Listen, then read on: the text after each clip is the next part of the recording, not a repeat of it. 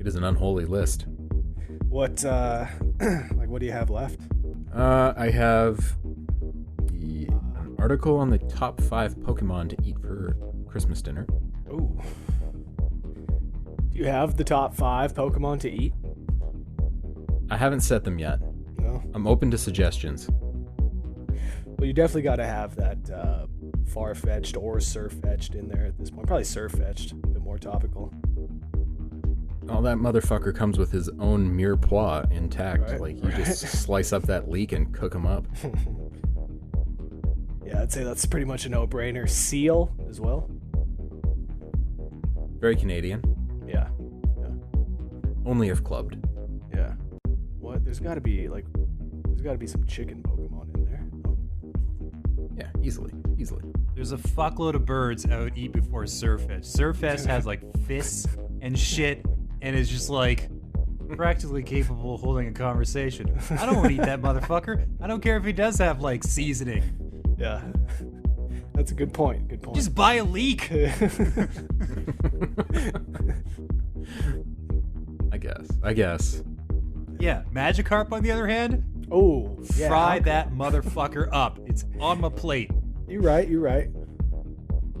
Yeah, that guy, he'd be delicious with some chips, served on newspaper. Yeah. Yeah. Carp and Crisps? Come on. Like, that has to exist in Pokemon Sword and Shield. How you guys feeling about that top 10 we made last week? Any regrets? No? Good. I've been thinking a lot about being on there, and I think that there's going to be some negative feedback about it. Oh, And people will be pissed. You know what? Good. That game You know deserves what? to be there. Fuck them. Fuck 'em. 100%. You convinced the two of us, and that's really the only metric that matters. Right? Well, it's too late. That shit is locked in. No, Yeah. 100%. Ship has sailed. It's love it. out the dock, man. I love it. No regrets. And I do like teasing Alex about the list. Little does he know that he could just look at this document and see the results.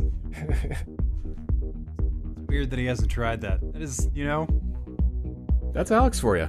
yeah. I hope he listens to this too. I'm going to Honest to a put this, fault. at least this part, into the front of the Yeah. podcast so that he hears it.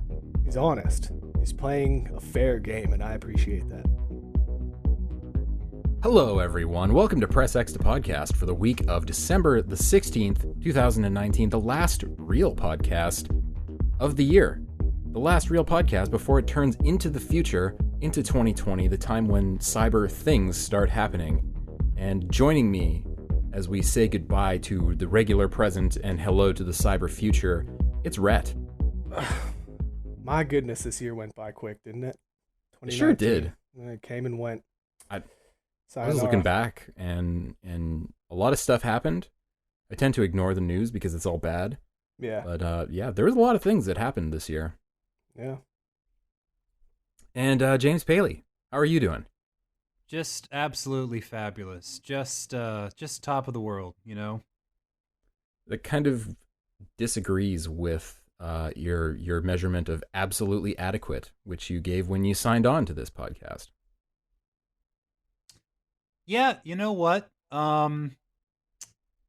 Maybe I'm just feeling fucking hopeful because there's going to be a whole new decade coming up, and maybe it will suck less. I did hear you crack a beverage of some description as well. That's got to be helping. Yeah, I'm alternating between cheap beer and cheap scotch. I have one of each open in front of me for balance. Does it not bring joy to your life that Luigi's Mansion 3 will be receiving DLC? I have to admit, the sight of his hair in that one screenshot is very promising. That's literally the one thing missing from Luigi's Mansion 3 was his hair. The one thing missing from every good game to turn it into a great game is the ability to fuck with your avatar and dress them up as goofy as you possibly can. And games that do have that, one and all, hold a special, special place in my heart. Not to be dislodged without surgical intervention or tons of exercise. So tell me about this DLC. I did not see this at all. I was just on Twitter just before we fired it up, and I saw he looks like he's got crazy poofy hair. He looks like an Elvis impersonator. He even has the open button-up shirt down almost to the solar plexus and a little fucking gold chain necklace on, and I don't know what they're going for, and that confusion fuels me and makes me hopeful for this DLC. Yeah, they got him looking like Jimmy Neutron. He looks like Wayne goddamn Newton, which is a reference nobody will get because none of y'all were alive when that motherfucker mattered. Sounds to me like he's been raiding the weekend end of Mario's closet. Yeah, got Wayne Newton on my screen right now, and you are 100% correct. He looks like Wayne Newton post-work. Well, did he have work done? He has work. Oh, he's got a lot of work done, yeah. Has Wayne Newton had work done? Nobody with a Vegas residency escapes the knife, all right? That's just not how it fucking works. Those are not the rules. You're right. He was 75 years old in 1803. Oh. Okay. So, Wayne Newton, he's been around. I know we've been at least elbow deep, in Game of the Year stuff this past week. We recorded our Game of the Year podcast last week, and that will come out next week. But have y'all been playing any games, or are you burnt out on that? A little bit. Yeah. A couple things that I've been reviewing. Alien Isolation on Switch. Man, it is about time that the Switch has a port that I can say, well, if you like mobile gaming, you should get this one, right? But if you have a beefier system, you really ought to play this game on that. It's so nice that we finally have a port on the Switch that I can say, man, play it on the Switch. It's just as good, if not better. The Switch, the hardware itself, there's limitations. The speakers are weak, and so much of that game relies on its incredible sound design. So you want to play that with a pair of headphones or surround sound, but man, I was a big fan of this port. Big fan of this game. I was a fan of it when it came out, and yeah, it's better to play on the Switch, I think, than the PS4. Really? Yeah, they use they have some sort of different anti-aliasing going on. I was reading about it briefly, but basically the original game, everything had this sort of shimmer to it. Have you guys played the original? Mm-hmm. Yeah, so everything kind of had this kind of dreamy shimmer to it. And that's gone for the Switch port. So everything just looks a little crisper, a bit more sharp. I feel like that's more in line with the Alien aesthetic of being really crisp and sharp edges. Yeah, 100%. The Alien looks great on the Switch. He sounds great. Again, with a pair of headphones, he sounds phenomenal. That game is still as scary as it was 5 years ago. I was a big fan of the port. It never really got its due. It never got its due either. No, it definitely came and went. I think people just assumed that it was kind of a movie game or a movie tie-in game, or not. It wasn't a tie-in, but just one of those movie-based games that was not going to be worth your time. But no, it totally flew under the radar. It was a great horror game then, and it still is. If anybody hasn't played it and you guys have a Switch, I highly recommend it. Who was the developer on that? Do you remember? On the port? The original. We can give props to whoever ported it to. Creative Assembly. Yeah. And then Feral Interactive did the port. Right. I remember that being really weird when the game came out because Creative Assembly is a giant RTS developer, aren't they? Yeah. Total War, they're known for. Huh. Well, they did a very fine job with Alien Isolation. They should do that again. Yeah. It's an impressive game, and I'm enjoying it quite a bit. Dope. Yeah, but people really love the Total War games and play the fuck out of them. So, I don't know. I feel like they might keep riding that rail for a while longer. Absolutely. I'd love it if they did a sequel to this, but Total War, tried and true. A game of Total War can last like hundreds of hours too. Yeah. So, yeah. I don't know. James, what have you been playing?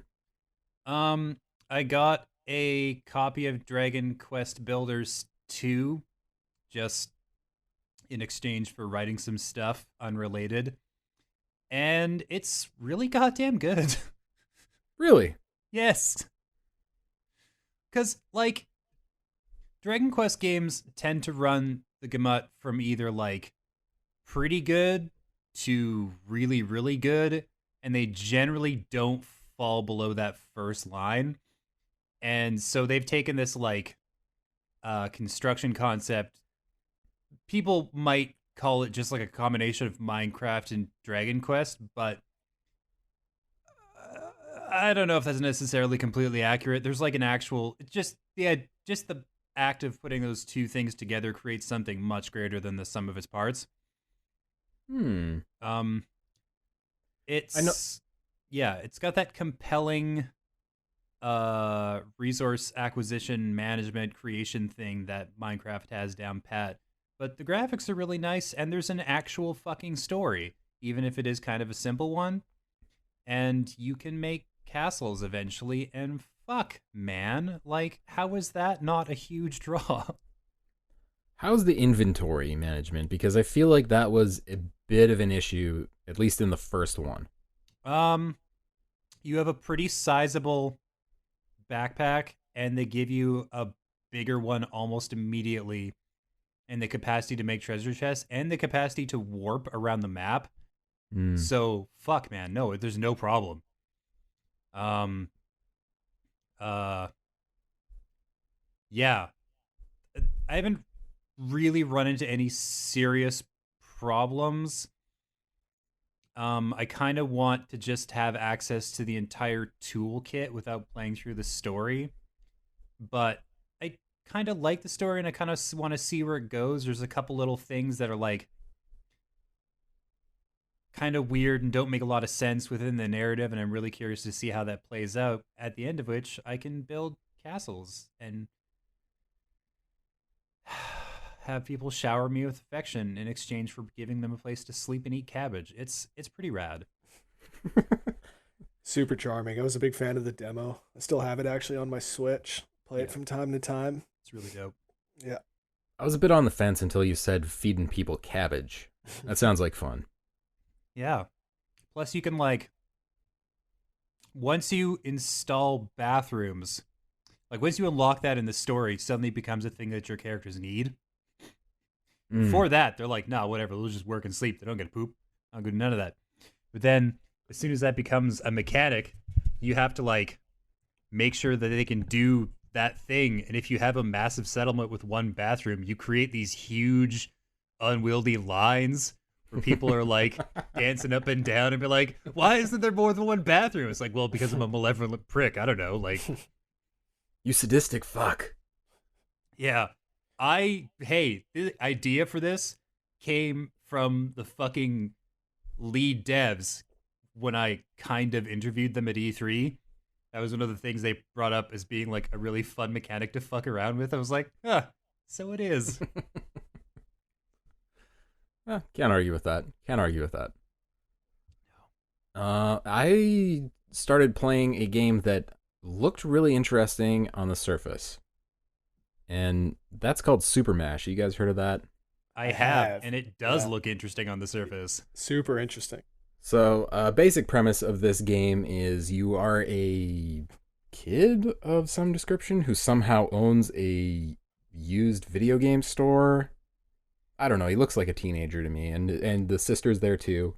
And they get their hands on this video game machine that has 2 cartridge slots, and you ram 2 cartridges into this machine and turn it on, and it builds a custom game. So you pick JRPG and shoot 'em up, and it creates a game for you, and you play that game, and it's short, and it's hopefully trying to mash those 2 things together.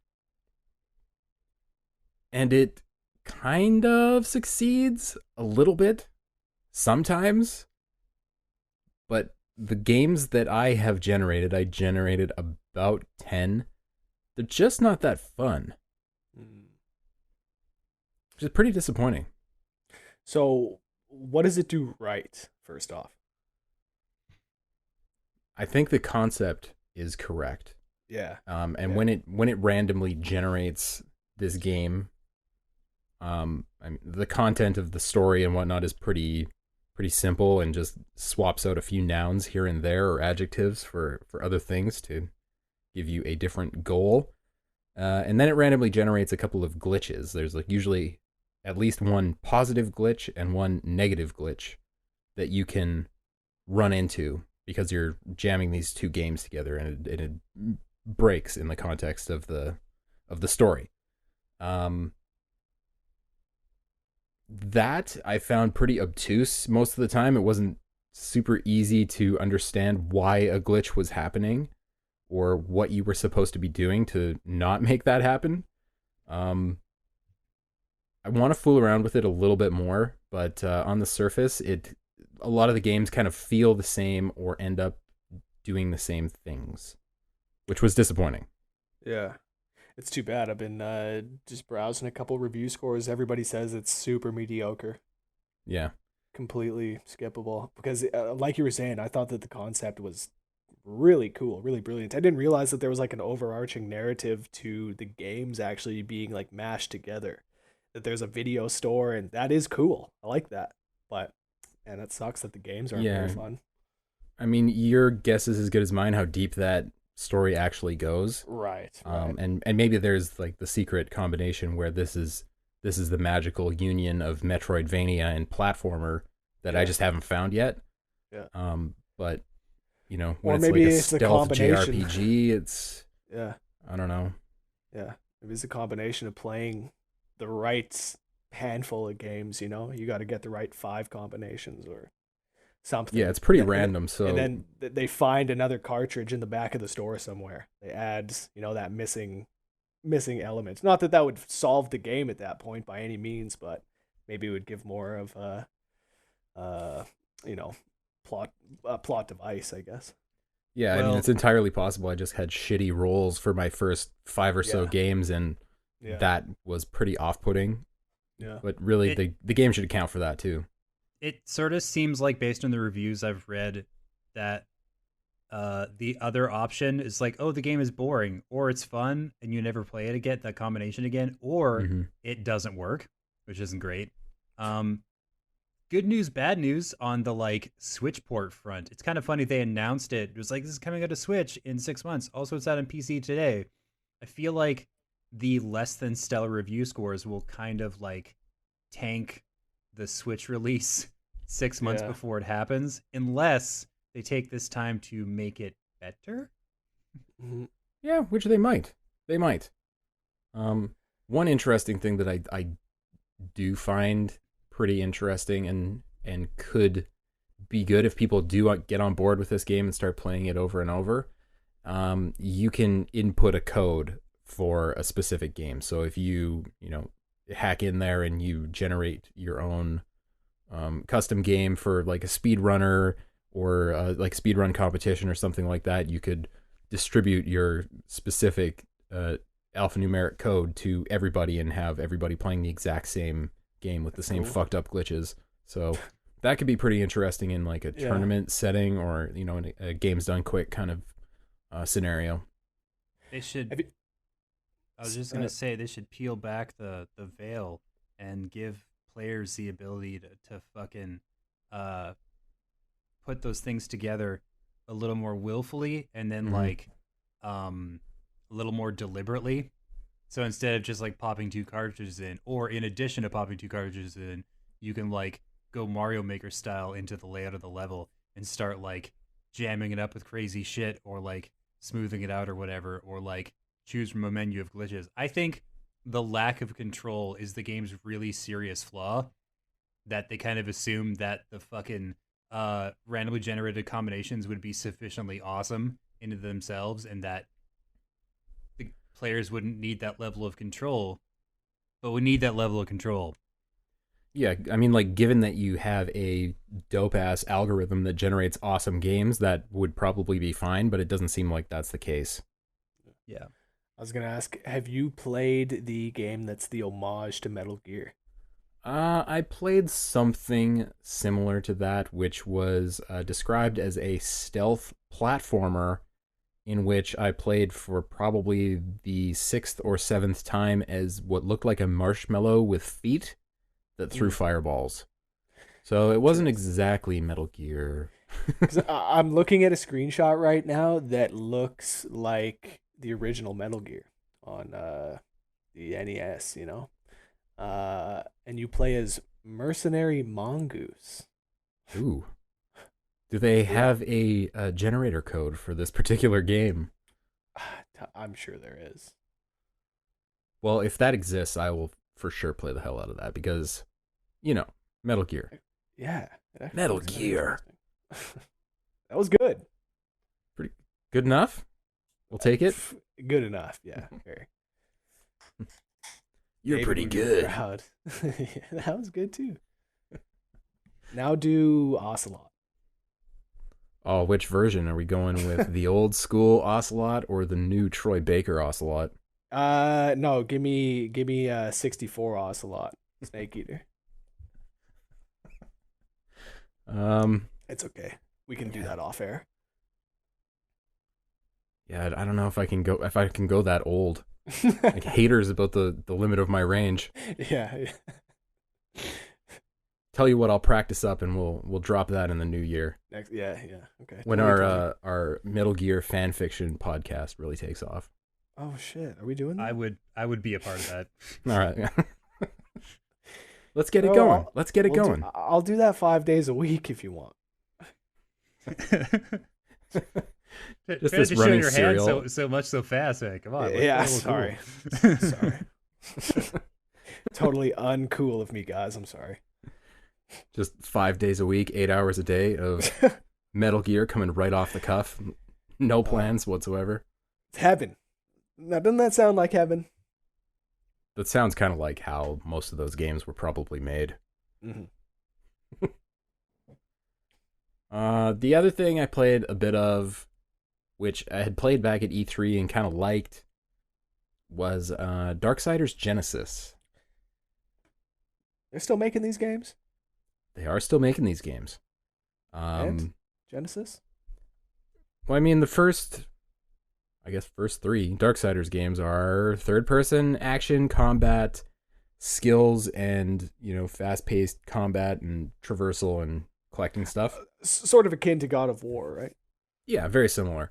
Yeah. This one is fully top-down, isometric Diablo. Wow. Yeah. Interesting. I had no idea. Which played pretty well in a demo environment for 15, 20 minutes. Little less so in a longer play session because a lot of these games is platforming and getting from A to B and kind of looking around the environment. But unfortunately, you can't do that. You're just looking straight down. So a lot of the time you're staring at the map, but the map doesn't show you where you are on the map. So you spend a lot of time looking in this small area that you can see for landmarks that aren't exactly landmark-like in that they're recognizable. So there's that, which is kind of a drawback. But the Diablo combat is pretty fun. Pretty fucking fun. Yeah, I mean, I gotta be honest. That didn't sound very promising. It sounded fucking terrible. Yeah, that's because Paul took a big shit all over the navigation system and spent 11 seconds talking about the combat, which I assume is the bulk of the gameplay experience. Yeah, it's like 80 to 90% is the shooting and the sword swinging and all that stuff, which is pretty fun. But it's like Diablo. You just hack and slash and run around these environments, which look quite nice. If you're into like a Diablo 2 kind of thing, you'll probably like it. Does it continue the story of these of the first? It does. Okay. It does. It introduces the fourth horseman. That's yeah. That was my question. Yes, which is Strife. Cool. And he's kind of I don't know. He speaks in sort of a modern tone compared to the old English style of most of the other characters in the game. We're thou and this and thine and all that. Right. Strife's like, what's up, y'all, motherfuckers? Just about to that level. I mean, that's promising and fun, I suppose. Yes. Yeah, the dialogue's pretty cool. It's pretty cool. Yeah. So what I'm saying is I like the game, but I hate the navigation and the menu and all that shit. There you go. Okay. Any other games anybody's been playing? I see Pokemon. James. Yeah. Fucking Pokemon. I have had plans. I was like, you know what? I'll play some more Builders 2. I'll play some more Death Stranding. Get into that. No. Pokemon until I'm dead. Pokemon until the Earth is dead. Pokemon until the solar system is dead. Fucking. Somebody put it to me in a really succinct and interesting fashion where this game doesn't waste a lot of time with a fucking not especially strong story, which, as I mentioned in the previous podcast, Pokemon games tend to not have an especially strong story, so it's never really the focus of my attention. It's mostly just like the meat and potatoes of it, the mechanics, and the game really gets out of its own way and just lets you like get all up in that shit as quick as you like and just have a whole ton of fun, like catching and raising beasts and camping and cooking and fishing and fighting people. Even though like this is something that I really appreciate. Normally, when you beat the story mode of the game, you're kind of limited to what sort of battles you can do to grind levels or like, you know, get money or whatever you want to fucking do, because you're always fighting a ton at the end of the game just for your own purposes. This time, instead of having to suffer through the Elite Four over and over again and the cutscenes that come with it and the credits, it's just like, hey, since you're the champion now, do fucking tournaments, just 3 battles that make a decent amount of money with decent level fighters and a rotating carousel of different top level battlers. And it's like fast and convenient and it doesn't fuck about. And also you can like do this thing with a Meowth that lets you earn $120,000 every battle, which is pretty nice if that's the sort of thing you're into. Basically, I really appreciate the little quality of life improvements that they've made for this version of the game. I bought the game Sword for my girlfriend for Christmas. It's sitting in the closet right now. James, do you think I should just open it and start playing? You should buy Shield for yourself, and then the two of you can have a fucking blasty blast. That wasn't my question. And no, don't do that. Because then you set a precedent. Because then it's just like, this isn't really mine, you prick. Rhett, man, you already fucked up because I know she listens to this podcast. So you already blew the secret. Just open that motherfucker. We only have 8 days until Christmas. This episode is going to be out. This episode's coming out tomorrow, boys. Tomorrow. Uh-huh. Oh, Somehow. fuck. Some way. Oh, shit. You really fucked up, man. Oh, fuck. Well, guess I'm opening that game and playing it now. Sorry, babe. I'll get you Shield. I'll get you Shield. She does not want Shield. Who wants those chumps in Shield? Everybody Seriously. wants Surfetched. Seriously. They both have their upsides. I like the Sword version gym leaders better. Oh, are those different? Yes, there's about 60% of the gym leaders that you play through are different depending on which version of the game you get. And yeah, I like the Sword ones. In all seriousness, I'm so happy that you are enjoying this game because the user reviews online, I'll be honest, made me skeptical, and I'm so happy that you're enjoying it. Now I feel like I'm going to enjoy it, you know? This is an important point, Rhett. None of those motherfuckers played the game. Mm-hmm. Mm-hmm. All right, so you're right about that, like 100%. There's a lot of people on Twitter that were reporting on a couple tweets. You know, there was a lot of people talking about 2 or 3 tweets I saw. I don't know. I think it's gonna be. I think I'm gonna enjoy it. It's fun as fuck, and I can't stop playing. What else do you need to know? I don't know. Yeah. Now, yeah. how's the story? Is it long? Or that, is it? I heard about 15 hours. I think I did it in like 20. I guess what I want to know more so is there any sort of end game or post game? Well, There is. Rhett, Okay. do you want to be the very best, like no one No. ever was? I want to be okay. I want to be okay. Like, You- I would. But you want to Honestly, catch them man, all. No. I don't have time for that. Honestly, I'd be happy with being like the third gym leader, fourth gym leader,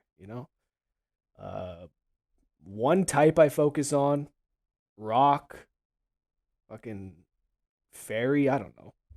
Yeah, And, don't be rock. All right, don't do rock. I like Rock rock. is a sucker's game. Yeah, like it's great. comics. But you can't be just rock. Oh no, I could be just rock. Do you know how many Rock- types can fuck up just rock? It's fine. You know how many types rock can fuck up? Not very well. enough. There's enough at least to get one. Me, yeah, enough to make me the third gym leader. Yeah. I'm in the Just third a fleet town. of hundreds of hundreds of geodudes. Just geodudes from wall to wall. Yeah, that's right. Because I have no friends to trade my gravelers with, so I have just geodudes and gravelers. Yeah. Well, I'm depressed. Well, if you do that, that's gonna be like a long fucking game. Really fucking long.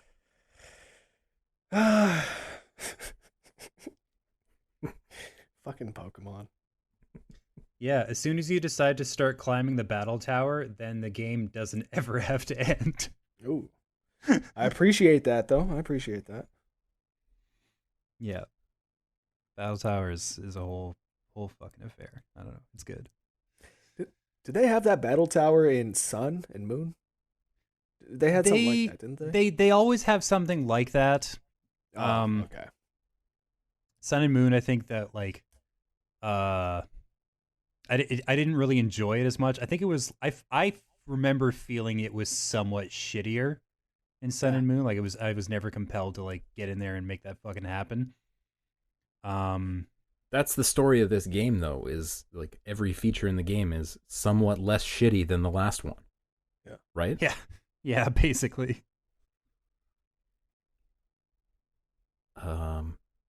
Yeah. Sorry to kill that conversation.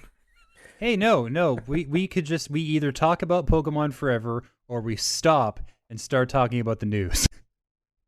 Yeah. Well, the news is pretty big this week because the Game Awards, for better or worse, they happen every year, and Jeff Keighley gets super excited about everything that's happening. But this year, they just fucking announced the new Xbox and the first actual games for the next generation. Yeah.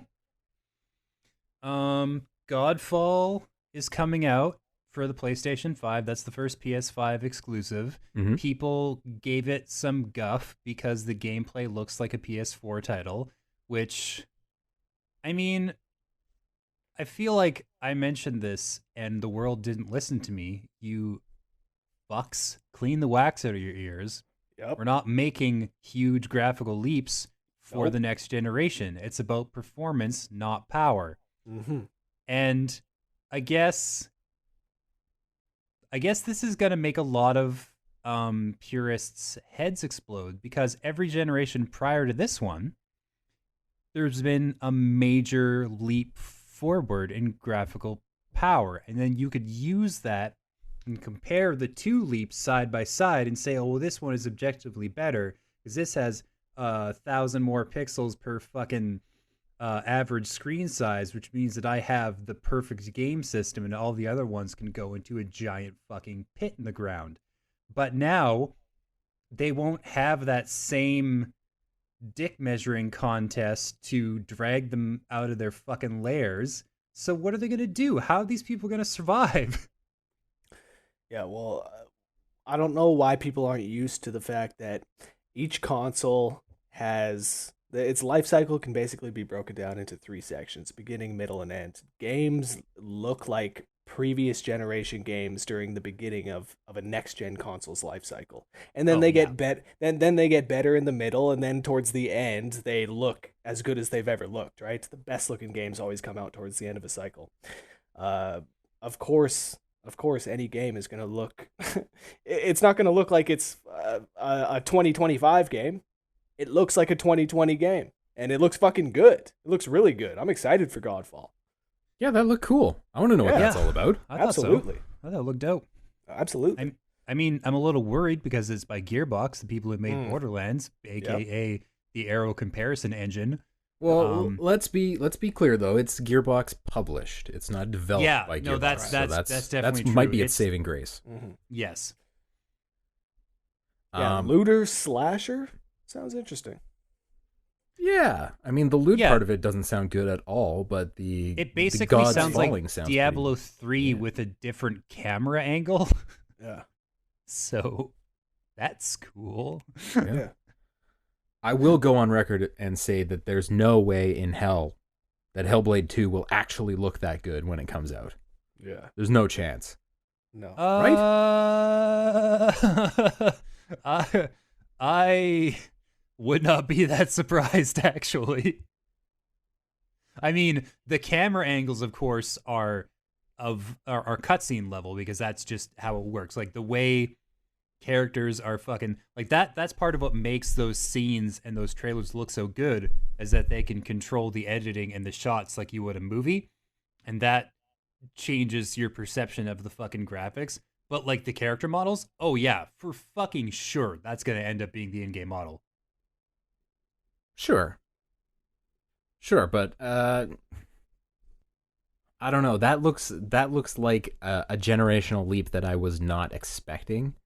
And given that we have PCs that are as powerful as these consoles are going to be, and things don't look that good there.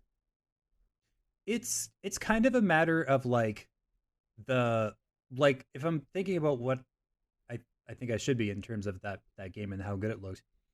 I think it's just a matter of like picking and choosing your battles when it comes to like textures and lighting, and they've already like got ray tracing and shit happening in PCs, and I believe I recall them talking about ray tracing for these fucking consoles, and that makes a shocking level of difference. That's true. That's a very good point. Accelerated ray tracing. Ooh. Oh, fuck off. Oh. Like what a word salad. Oh, it's that same thing but faster. I'm like, shut up. The rays trace in an accelerated fashion towards your eyeballs, making them look better. Light already moves as fast as it's possible for a thing to move. Shut the fuck up. James, I'm here to tell you that we've broken the speed of light with this generation. Yeah, so we've broken the cause-effect barrier. Now things just... The effects are the causes. Yeah, one now precedes the other. Thanks, designers. Speaking of thanks, designers, they made a thing that looks like a router. They did. I'm so excited for that. I was going to ask, am I going to be able where's to anybody going to put that fucking thing? Right? Phil Spencer did specify you can turn it in its side because... Yeah, and it's like 4 times as tall as any other previous console. Well, no, on its side, it's only twice as tall as any previous console. Which, fair, you just put it on top by the television in a place of honor, not in the entertainment center, or you cram it in the entertainment center shelf, and then the next time you have to unplug it or move it or anything, you destroy the entire piece of furniture, and the TV plummets to the ground like a fucking Douglas fir, and you have to spend another $1,200 on a monitor. It looks like the power brick that came with the original or the 360. It's a little bit bigger than that, but it looks like the power brick. Yeah. Hey, guys, I know we're having a conversation about the Series X, but I learned this week that that's actually just the Series X part is just like the X in this generation, or the S.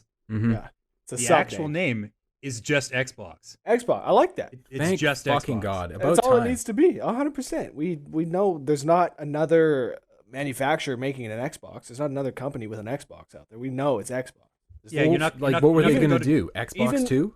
Even PS5. Of course, like I'm down for PS5, but Sony could just call it the PlayStation and everybody would be happy. And they will when the number gets ridiculous. But Microsoft shot themselves in the foot by calling the second one the 360. Yeah. And then going back to 1. Come on now. That's ridiculous. It's a little late in the game for this like Hail Mary move, but I'm glad they made it now. They did it. Yeah, they did it. They sure did it.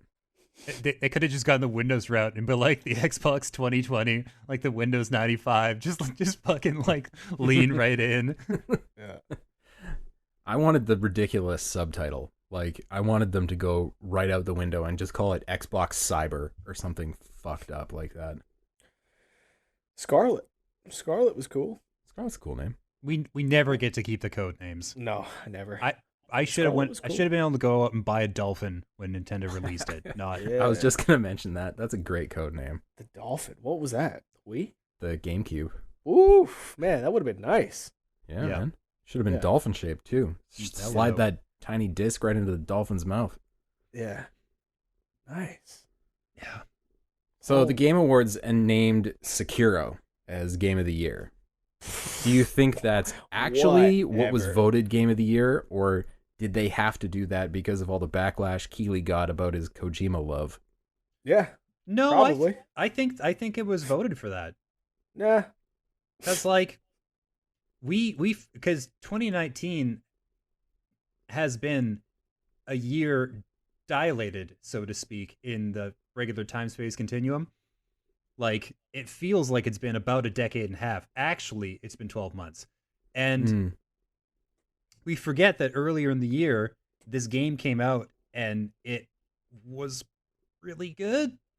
God, even as I'm saying it, I'm realizing that people didn't even consider it the best Soulsborne game to come out, and that it was like fine, but the combat was really fucking repetitive, and it was just cool because it had an actual story and a main character with a face instead of the fucking Build-A-Bear avatar you usually get in a Soulsborne game. Yep.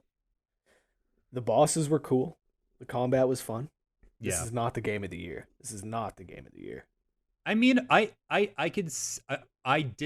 disagree personally, but I can see a case being made for it as such. Like I could see a person writing a little essay or an article or something making their case, and I can see it making sense. I'm just saying I could be convinced of this with sufficient evidence. It's not like they just came out of left field and were like, "Oh yeah, Overcooked 2 Game of the Year, guys.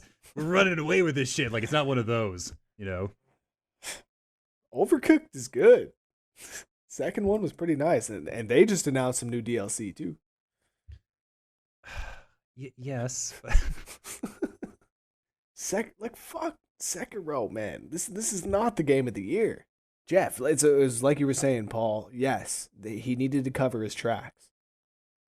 Of course they couldn't give it to Death Stranding. Jeff's in the game, so enough said. I mean, he did fanboy pretty hard the entire time. Like, how many times did he mention Mr. Kojima is here? Mr. Kojima is here. Of course he's there. You know how long that flight is? He came down there because he thought he was gonna win.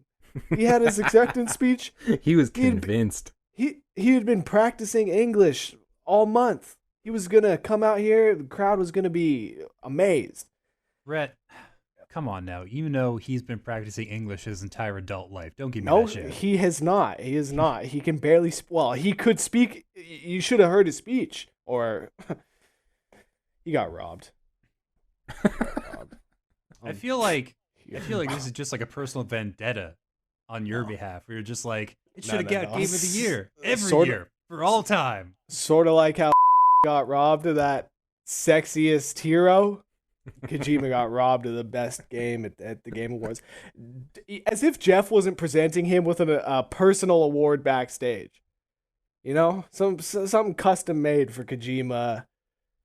Yeah, Dude, no. You can't do that to a person. You can't be like, oh, you didn't win the real one, but here's what I made at home with my children and their Okay, well, it dried wasn't- macaroni. No, yeah, it wasn't duct taped together. Obviously, put a little bit of money into it. Kojima was very impressed with this award that was presented to him backstage. Death Stranding won a few things though, didn't it? Yeah, it won Best Direction. Boom! Well, as if think- Kojima isn't taking that to the bank. Let's But he got see. robbed, Oh that's yeah, good. it won He got 3 things. It won 3 things. How many did Sekiro win? It won 2. Disco Elysium won 4 things, and it wasn't even nominated for Game of the Year. Yep. Yeah, number of awards, not as important as you think it is. When it comes to yeah, okay, fair enough. I got nothing for that one. Yeah, it won Best Direction, Best Score, and Best direction, best score. and Yeah, best score. That's whatever a the no-brainer. third one is that's not even listed here on this Wikipedia article. Yeah, most robbed of his Game of the Year award. Yeah, that's not a category. Well, it fucking should be, man. In 2019, it should have been. I mean, good luck with that. With this, Rhett. Like, I wish you luck. Yeah, you've picked a strange hill to die on, but I mean, maybe they'll put a flag up or something afterwards. I don't know. That's the second week. That's the second show in a row, actually, you've hit me with that strange hill to die on. I'm not dying on these hills. I'm thriving. Thriving, bros. All right? Well, we'll see what happens Hideo. with your little Pokemon error. This might be the hill you die on. Oh, it'll be fine. She'll forgive me. Hideo. She always does. Hideo, hire me, okay? If you're listening to this, hire me. Okay, For what did you what, guys Rhett? think of? What did you guys For think of what? the For what? musical performances? Sorry, which I thought they were performances? amazing. I thought the musical performances were amazing. Churches was dope. I Yes, love Chur- Churches though. Oh man, that was fucking powerful. Yeah, I didn't see any of them. Oh, Dude. fucking hell! She sung the theme from Death Stranding, entitled "Death Stranding." Who? Churches? Who is that? Oh fuck! Goddamn children! Who else? I understand why James is cracking another beverage. He needs Well, that's one. me. That's me. Yeah. Yeah. I need one because I don't know. All you old timers, all you old folks with your churches, I don't understand. Play some rap. I don't mean to be that pedantic dickbag, but I'm pretty sure of the three of us, Rhett would be the one most likely to know who the fuck Churches are. Yeah. That's what I was gonna say. I know the name. I do know the name, but I don't know any of the music. But yeah, I was gonna say, is this not somebody that is a recent artist? Yeah. Yeah. Just go watch that performance, and then cry your eyes out into your beer, and you'll have a We'll nice see. time. Who else though? Who else was performing? Grimes and Green Day. Green Day. Really? Ugh. Yeah, God, they yeah, look right? old What as are they- fuck, I was though. gonna say, isn't they Billy were- 60? They were old 10 years ago. And Keely was like, "Green Day, rock on, boys!" Yeah. Billy started wearing the eyeliner because he had to cover up the wrinkles 10 years ago. So yeah, are they not 60 years old now? like probably in their late 40s, I'm gonna guess. Okay. Probably look okay. like fucking wax museum Yeah. figures come to life to like caper about on stage. For sure. They're not too far off from starting to get into that, Rolling Stones, Aerosmith kind of era where they've just kind of been around forever. They look, like you said, like melted wax figurines. Yeah. Billy Joe is 47. 47. Okay. I was gonna Wait. guess 48, and that's Right. that's close. So, like, what else stuck out at this show for you guys, if anything? I liked the Muppets. Yeah, I mean that's a win. Generally, nobody's gonna come away from it and be like, "Man, fuck those Muppets." No, that's not gonna happen. You're gonna be overjoyed because they tap into that fucking child brain part of your brain. Yeah. I won't even say it. I won't even say I it. can't won't add even say anything it. to Yeah. I was about to say fuck the Muppets, but no, I won't say it. I won't say that. I mean, you did just say it, but no, I didn't. You said you were gonna say it. All right, we both heard it, man.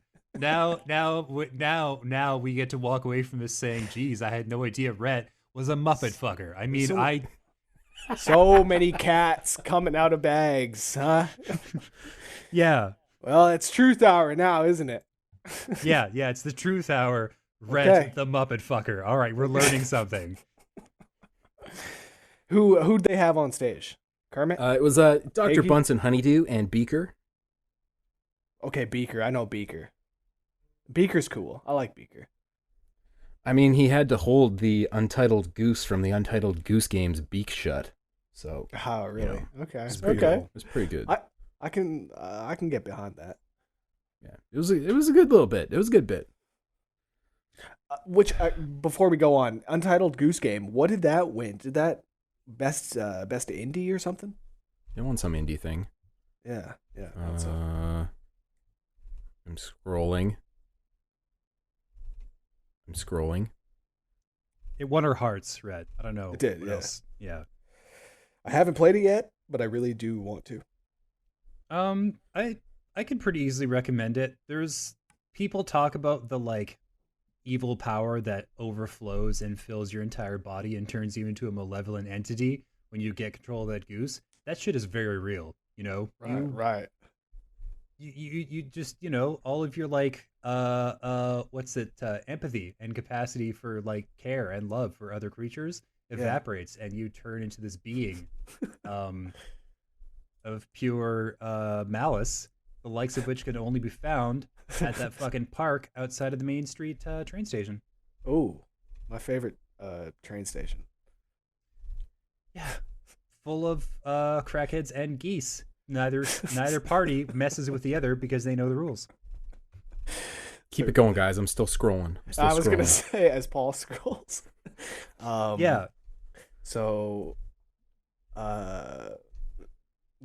Beaker. So there was Doctor Who, Bunsen Honeydew. He's Beaker's assistant. They're a set. They're a match set. Right. You get one, you get the other. Kind of like Gonzo and fuck other one. The chickens. They didn't Gonzo have any. And the chicken. They didn't have any of the mainstays there though. Kermit, Piggy. Speaking of Muppet fucking, who's speaking of Muppet fucking? Gonzo and the chicken. That's what I'm saying. Speaking of Muppet fucking, Gonzo and the chicken. One vis-a-vis the other. It's happening. You know it's happening. Don't tell me it's not happening. Yeah. So that's a real existential question, though. Is the chicken a chicken or is the chicken a Muppet? It's made of felt. It's fine. It's Muppet. It looks like a Muppet, but is it? It could be a chicken. I don't fucking know. Yeah. I'm sure there's a breed that there's like Island Farms or somewhere. There's just like, oh yeah, we grow the felt ones that they use on the Muppet Show. Eggs are terrible. What happens behind closed doors? You fucking sick bastards. You made one out of felt. I don't think the Goose Game won anything. It's not on any lists. I thought it won something. I swear it won something, but that's a travesty. That game was like widely acclaimed. Everybody loved it. Goose Game. It's a great game. Right? Yeah. So there's also a Ghost of Tsushima trailer. Those leaves. Yeah, man. Damn. The game looks awesome. Now, I will say the trailer definitely made the game look more gamey than that original trailer did, but it looks fucking amazing. It's coming out on PS4. Shit. Yeah, bro. In summer. Right? Like, surely this was a PS5 game. No. I mean, it'll probably run on PS5 and be upscaled to 4K and look real great there. Yeah, no doubt. Yeah. But the fact that we're getting it before the PS5 comes out, fuck, sign me up. Also, the PS5 is apparently backwards compatible. It's probably just for PS4 games, but still. Yeah. Yeah. I mean, there've been rumors that it will be back compat with PS1 and 2, because that's not so challenging to do. But yeah, but like nobody can emulate a PS3, they could just as keep we've discussed. Selling people digital games forever. They don't need to do that shit. I want to play MGS 2 and 3 on the fucking backwards compatible PS5. I got the disc sitting on the shelf. I want to play that shit. Yeah, man. Me too. And yeah, MGS 1 too, if they get the PS1 in there. Yeah, they're not just going to 100%. leave that money on the fucking table by like giving you that disc running capability. They're going to fucking... Well, I mean, Yeah, it's Microsoft like- is. If they think that they're going to close the gap and maybe have a chance to overtake them, I could see them taking that step and throwing away that cash to stay in front. It's just that like PS4 and PS5 presumably are going to run on basically the same disc media, like probably just like Blu-rays or whatever. Mm-hmm. Yeah. Whereas like the other ones will be on completely different forms, so you'll have to like have like multiple lasers or multiple laser configurations, or like you'll have to fuck with the hardware in a way that will probably create how do I put this gently, bricks if something goes wrong. Like the more complicated you make this console, the better the odds of you getting like a Red Ring 2, the Ringening. Yeah. Yeah, man. Nobody wants that. That which reminds me, did they announce is this new Xbox? Is there a disc slot? Is it all? You could digital? see one in the promotional material. You can see. Okay. Yeah. The controller was slightly different too. The shape, it looked a little kind of flatter on the top, Yeah. and it now has a share button. So, you know, it's better. Whatever. It's just like, Sure. Does anybody actually use that shit? Like, who's posting clips, like 30-second clips, 15-minute clips to Facebook? my friends do. I know Really? people who do that shit. Yeah. Mhm. Yeah, I know people that do as well. Really? Yep. For me, No I'm idea just people like actually use that hammering the share button on PS4 to take screenshots for reviews, but that's about it. Right. Now that makes sense. Now, James, how many of those people are getting action on these posts? And how much action? I mean, not much, because they don't. I don't know. They're just friends of mine, and so it's just our fucking mutual Facebook circle. Right.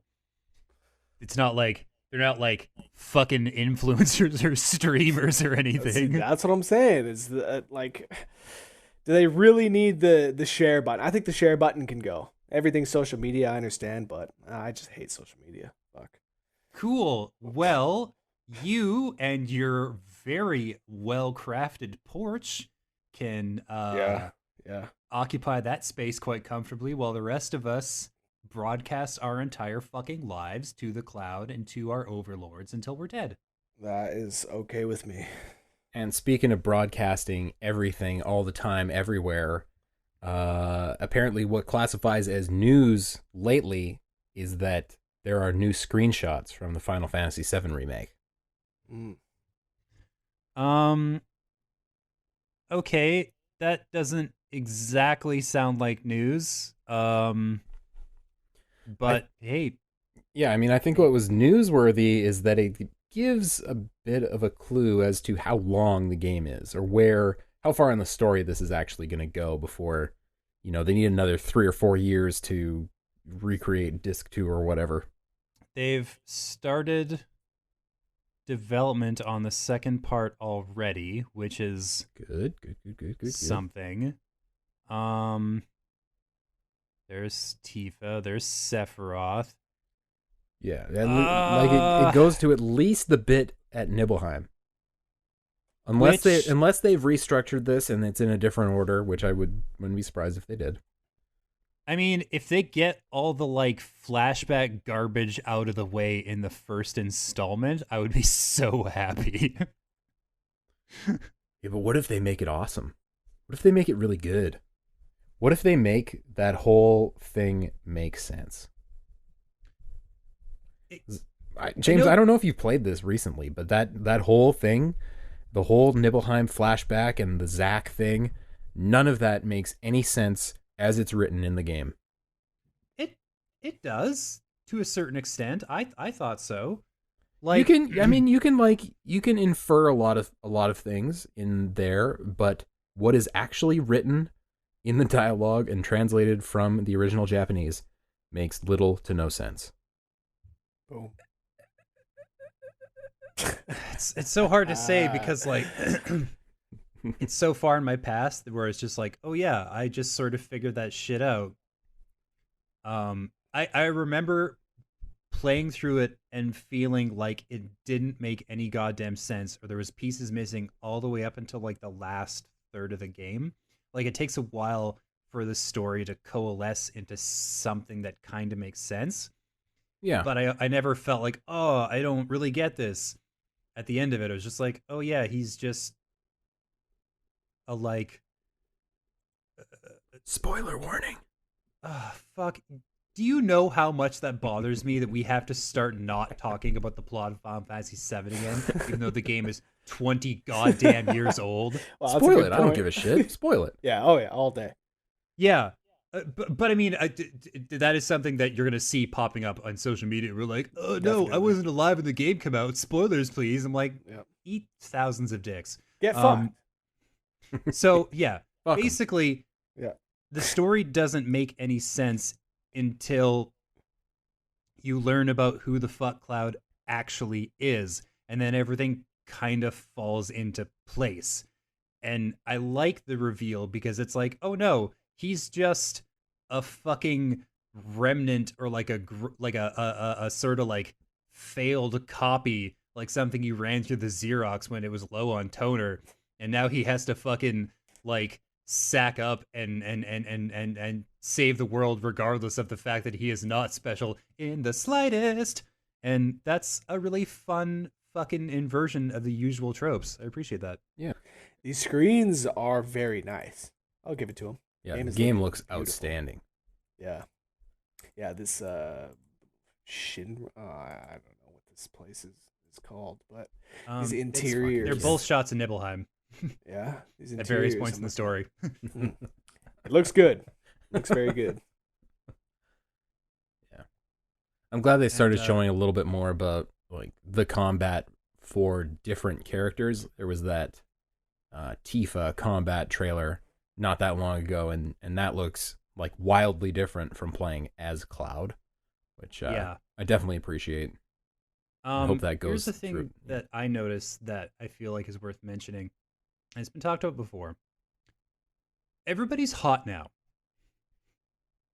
Like, and you know, I understand that people had stands, people had people that were like ready to like fucking throw their loyalty behind, but now it's everybody. Everybody they've shown so far is hot. Even Heidegger, the one with the dumb laugh, who looked like a stack of marshmallows stuffed into a fucking military uniform, is all like grizzled and just the right amount of scarred and shit. And you're just like, it's got that fucking big dad energy, and you're like ready to, ready to follow this motherfucker into battle. It's like, what have you guys done? You've upset the balance. Shit, yeah, I'm looking at these screens of Heidegger from the original. They made this guy hot? Right? It's just like, who the fuck is this dude? What? And then you see him in the new one, and he's all like, yeah. Yeah, And you're he's like, a stud. oh, okay, great. I guess so. Yeah. Yeah, pretty fuckable. Yeah.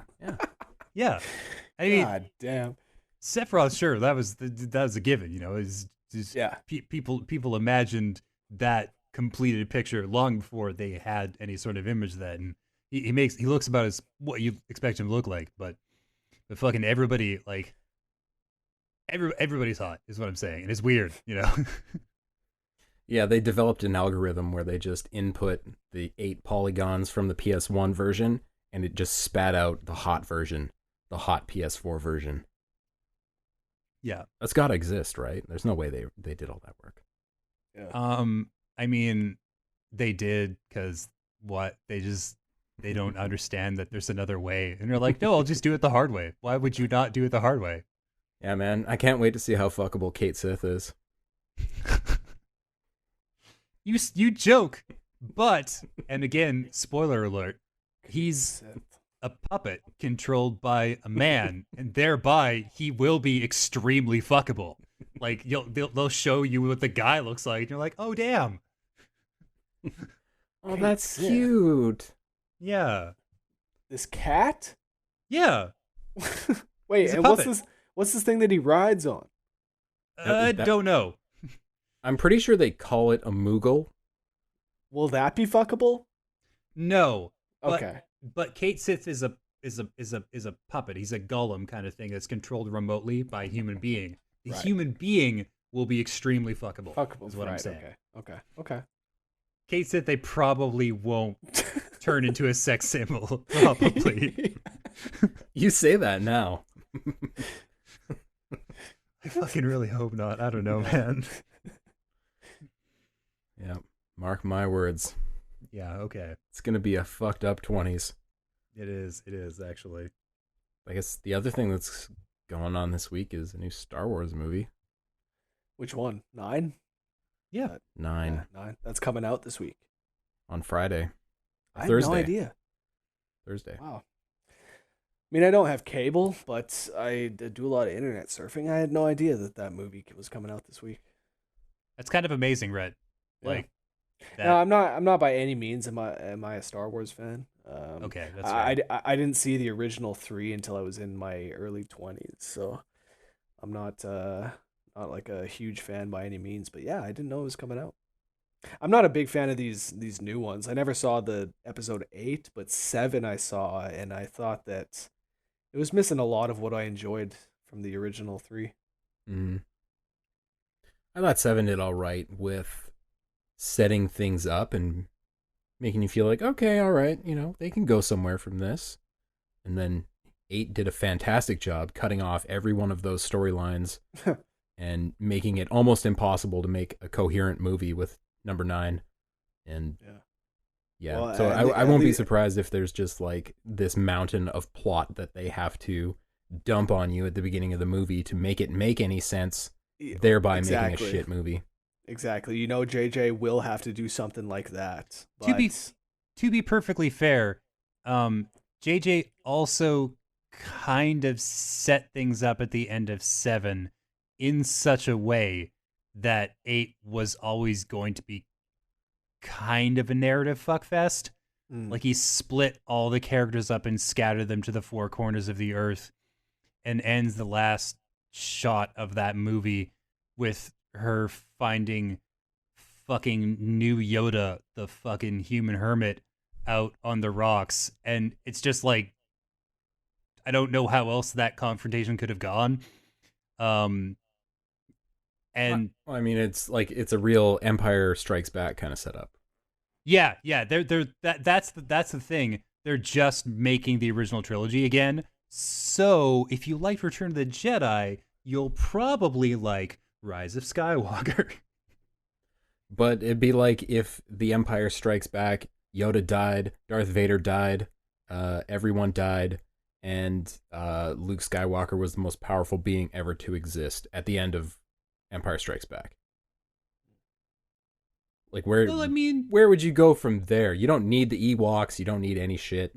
You'd have to be digging up, Qui-Gon Jinn would have to come back from the dead as an evildoer to make Return of the Jedi work. I don't know. That would actually be dope. But I honestly hate The Last Jedi, so that's... Yeah, that's where I'm at. Yeah, fair enough. But I hope this one's good. I hope it's good. I love all Star Wars, good or bad. I'm a devotee. I'm a pure acolyte of Star Wars. Oh, I'm still going opening night, even though I hated the last one. But, I don't know. Mandalorian true Star Wars fan. Mandalorian gives me hope. That's some decent TV making. Are you guys fans of episode 1? Episode which one? 1. Jar Jar. Jar Jar's a piece of shit. Yeah. The pod race is great. Yeah. That's pretty much what I've heard about that movie for the past 15 years. I highly recommend you go back and rewatch the prequel trilogy because honestly CG does not do well. Oh no, definitely not. Okay. No. So watch it. Skip everything except the pod race and maybe fast forward through that middle bit because it's kind of long, and then just watch the duel at the end, and you'll be good. I was a fan of episode 3. I know people didn't like that movie. I was a fan of that. I thought that, I think it's better than the other 2 prequels. Yeah, exactly. I agree with that. Yeah. But it's no episode 6. I suppose that's the one I enjoyed the most. Just love those cuddly Ewoks. Yeah, the Ewoks. But I really liked that Luke. It was finally time for Luke to, complete his mission to face his father. I appreciated that. I felt like everything really came together well.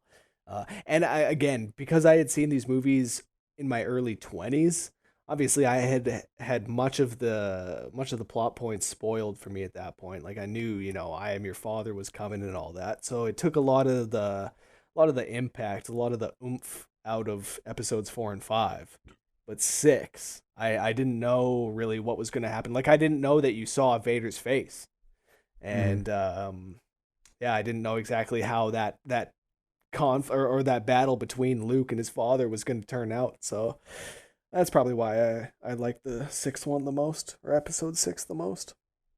I did like at the end of that in order to prevail against Vader, Luke had to like embrace his darkness. Yeah, exactly. And use the dark side to win. All that was done very well. Yeah. And I thought that Mark Hamill did a good job of that. So a lot of the acting in those early movies is super cheesy, obviously, but I thought Mark Hamill did a good job in that particular scene specifically. Yeah. Oh, it's super campy, but intentionally so. Yeah. Oh, definitely. All right, guys. I guess we're done. That's the end of the list. All right. We've come to the end. The end of this journey that we call 2019. I felt like this was a good episode. You like this one? This is a real dark horse. Yeah, this is the dark horse for maybe best episode of the last 2 or 3 months. I mean, the fuck counter is pretty high. Yeah. Oh, yeah. We got more spicy on this episode than we did on the Game of the Year episode. Yeah, and if you want to hear how spicy we got on the Game of the Year episode, you're going to have to tune in next week. That's when our consensus top 10 best games of 2019 will be revealed. I think we got it more right than the Game Awards got it. I think we did a good job, honestly. The only game I'm kind of iffy about, and not that I think that it should be off the list, but I think that a lot of people will disagree that it should be on the list. I mean, we'll see. That game. I mean, it should be there. It should be there. We'll see if it's there. Who knows? You could be trolling right now. I could be. Outer Worlds was pretty good. That's all right. Not that I played it, but I've heard it's pretty good. It's all right. Good. That's a valuable currency. Definitely. I can't believe that Untitled Goose Game came in at number 1 though. That's crazy. Oh yeah. Hot, coming in hot. Fucking flames on the tail. Just honked his way all the way to the top. Would not stop until we gave him number 1. So unfortunately, that's what happened. Sorry, Hideo. Yeah. Sorry, buddy. It's the goose. I know you flew out all the way here to get the award from us, but yeah, That's nice. Nice little callback there. All right. Thanks, everybody, for listening this far. We've been Paul, Rhett, and James from COG Connected. And this has been Press X Podcast, episode 2.9 for December 16th, week of 2019. Last real podcast of 2019. Come back next week for the Game of the Year cast. Lots of good times there. And outside of that, we will see you in 2020, in the new year, for episode 3.1. And we look forward to seeing you there. Yeah. Looking forward to it. All right. Thanks, everybody. See you later, guys. Well done this year. See you on the flip side of the new year when the ball drops. Bye-bye. Peace.